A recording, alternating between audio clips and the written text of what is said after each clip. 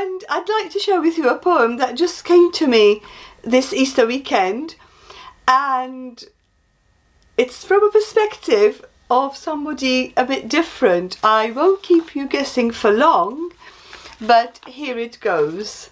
The Resurrection. I'm broken-hearted, to say the least. What a tragic ending to this weekend's feast. I sincerely don't know what to do. Me and some other friends who stood under the cross bereft. They took his life, a legal theft.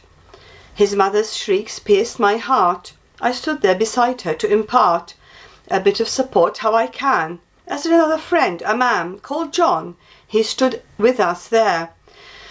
We at this ghastly sight all stare. The three of us could not believe this took place, standing on Golgotha, in this case, our bodies living, our souls dying, as our beloved there stood lying, to bits of wood brutally nailed, his mother, John and I wailed. How can such an atrocity be allowed to transpire? I asked, feeling my whole being burn with a fire of a demented rage, as if, like on a stage, playing out was utter madness, veiling sheer evil and badness.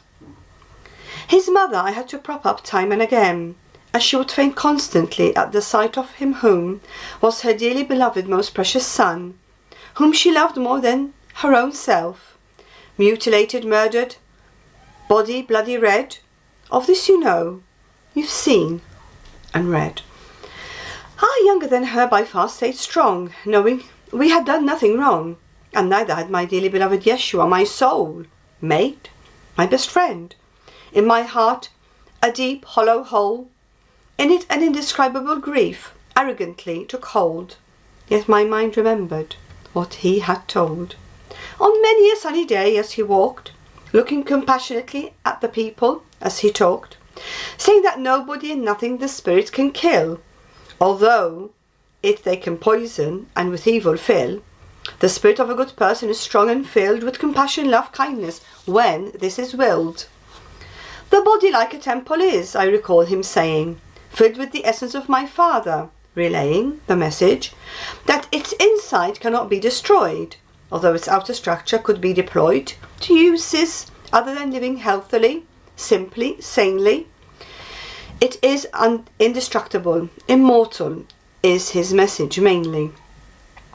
I, Mary the Magdalene, believed his messages true.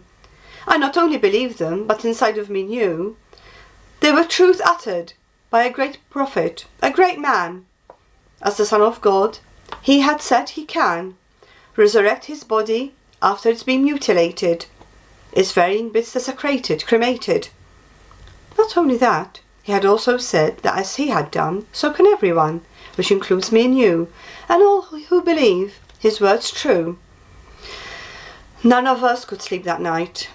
In our mind stuck the ungodly sight, an image that would not go away, of what had so badly transpired that day. We all huddled in a room and wept, each other company we all kept. Yet I could not be still any more. I kept looking at the jammed shut door, half expecting him to casually walk through, saying none of this is true, what we saw happen before our eyes, as the spirit never dies. I could not contain myself much longer. The urge to get to the tomb got stronger, to the cave where we had laid his body dead, anointed his wounds, grief-stricken I had. Towards the garden in which the cave lay, I hurriedly left without further delay.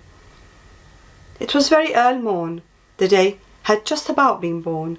I very quickly got to the garden nearby, picked some white flowers he loved, while, knowing I had to be in that place there, my heart half hopeful, half in despair. The cave open I had seen, utterly confused I had been. This is so utterly not right, the tomb from the inside shining bright. Confused I ran back to the garden, where I luckily saw the warden. Out of breath I explained, asking him to remain calm, as I asked him if Yeshua's body he has moved, as from the cave it has been removed. Through my soul into my heart he compassionately gazes, his loving eyes all my fear and panic erases. Something within me does suddenly click, a thought takes hold of me very quick, but quicker is his response as he calls my name, Mariam. it echoes through the garden floor. I don't belong to the earthly plane anymore. At that moment, I feel like I'm flying. I swear this is all true. I'm not lying. I know that voice vibration now. Can it be him, my Yeshua somehow? Rabboni, my master, my soulmate, my friend, my all. Is it you that now my name Mariam does call? I recognize your energy. I know it's you, my dear. The scales from my eyes drop.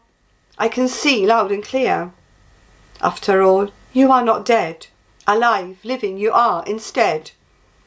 Don't touch me, he instructs lovingly. My darling, just listen to me. I haven't as yet gone back to my father. Go back, tell them all and my mother that alive I am. I really live. This message to them please do give. Tell them not to have any fear. Death is just a transformation, my dear. I shall come back to them too, but I wanted to come first to you, to reassure you that I am well, so the rest you can go tell. I cannot describe the joy I felt. My fears into his gaze did melt. Excitedly I ran back to the room, where it was all doom and gloom. Everybody huddled there, in fear, I swear. I burst through the door, shut tight, delivering his message with sheer delight. His mother leapt and wept, for joyful vibes this message brought. Joy over all to all of us all was wrought. Peter and John had wanted to see. Perhaps they did not really believe me, so we hurriedly ran back to the cave, where some angels them a message gave. Why look for the living amongst the dead? This is what they honestly said.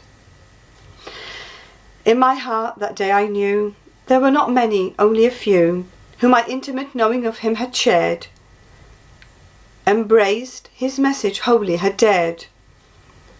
To his mother and John close I stayed. His message worldwide after that I relayed. Many believed my story true. I wonder if you do too. Thank you for listening.